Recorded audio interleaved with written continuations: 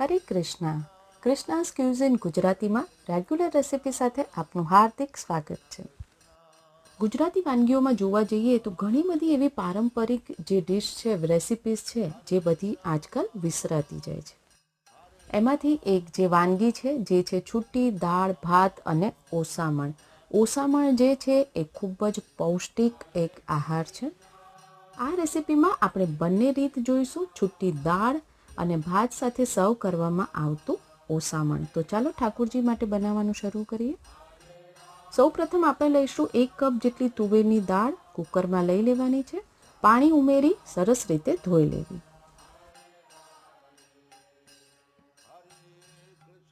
દાળ ધોવાઈ જાય એટલે તેમાં 5 કપ જેટલું પાણી ઉમેરવું. હવે તેને 15 થી 20 મિનિટ માટે પલળવા દઈએ.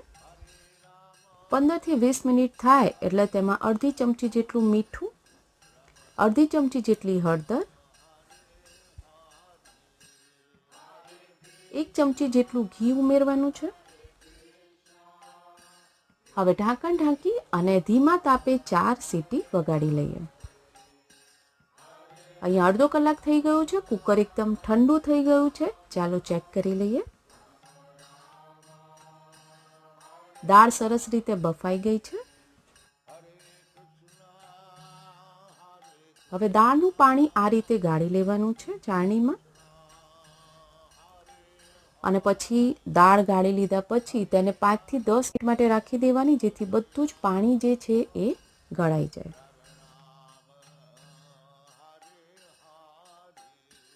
પાંચ થી 10 મિનિટમાં દાળ સરસ રીતે નીતરી ગઈ છે. હવે તેને મિક્સિંગ બાઉલમાં ટ્રાન્સફર કરી લઈએ. તેમાં સ્વાદ પ્રમાણે મીઠું ઉમેરીએ, 5 ચમચી જેટલી હિંગ,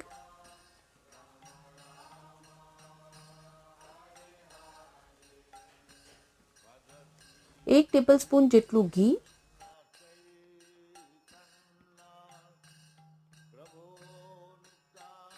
બધું સરસ રીતે મિક્સ કરી લેવાનું છે.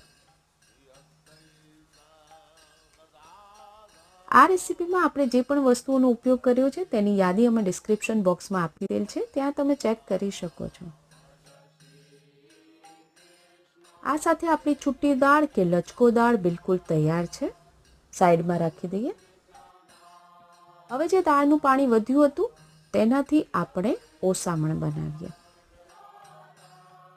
ઓસામણ બનાવવા માટે 1 ટેબલસ્પૂન જેટલું ઘી ગરમ કરીએ, 1 ચમચી જેટલી રાઈ, 5 ચમચી જેટલી મેથીના દાણા, અડધી ચમચી જીરું,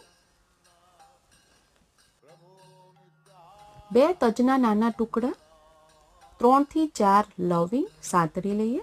ધીમા તાપે જ રાખવાનું છે. 5 ચમચી જેટલી હળદર, 5 ચમચી જેટલી હિંગ, 2 કાપેલા લીલા મરચાં ઉમેરીએ.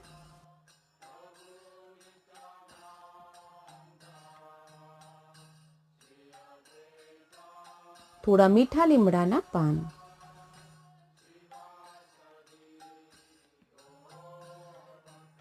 એક ઝીણું સમારેલું ટામેટું મિક્સ કરી લઈએ.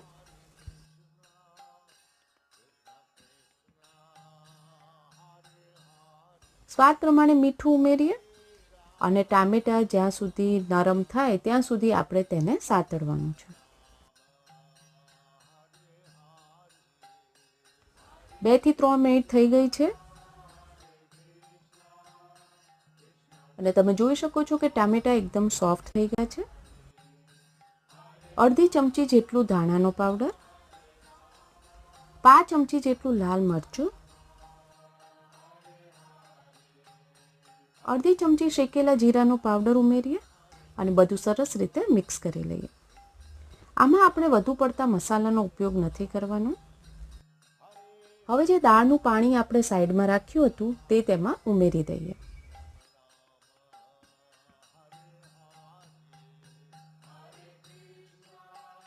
દોઢ ટેબલસ્પૂન જેટલો ગોળ, બધું મિક્સ કરી લઈએ. મીડિયમ તાપે તેમાં એક ઉભરો આવવા દેવાનો છે.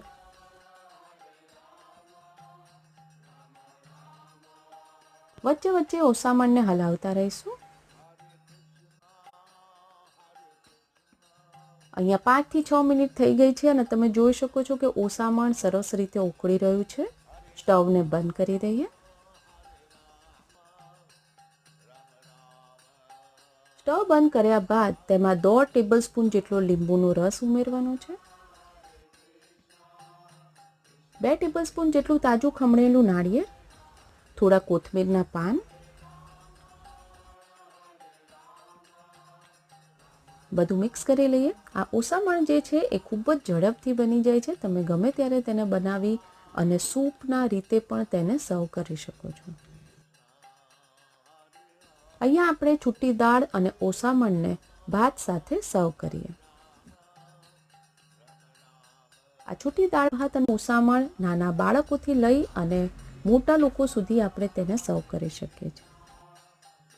તુલસી પત્ર પધરાવી અને ઠાકોરજીને ભોગ અર્પણ કરીએ. ઠાકોરજીને ભોગ લગાવી દીધેલ છે. જો રેસીપી પસંદ આવી હોય તો બનાવીને ઠાકોરજીને ભોગ અર્પણ કરવો અને પ્રસાદના રૂપમાં ગ્રહણ કરવી. જો આવી જ અવનવી પ્રસાદની રેસીપીઝ તમને પસંદ આવતી હોય તો લાઇક, શેર, સબસ્ક્રાઇબ કરો અને બાજુમાં આપેલ બેલ આઇકોન પર ક્લિક કરો જેથી પ્રસાદની રેસીપીઝ તમને મળતી રહે. આવો સાથે મળીને જપીએ હરે કૃષ્ણ, કૃષ્ણ કૃષ્ણ, હરે હરે, હરે રામ, રામ રામ, હરે હરે.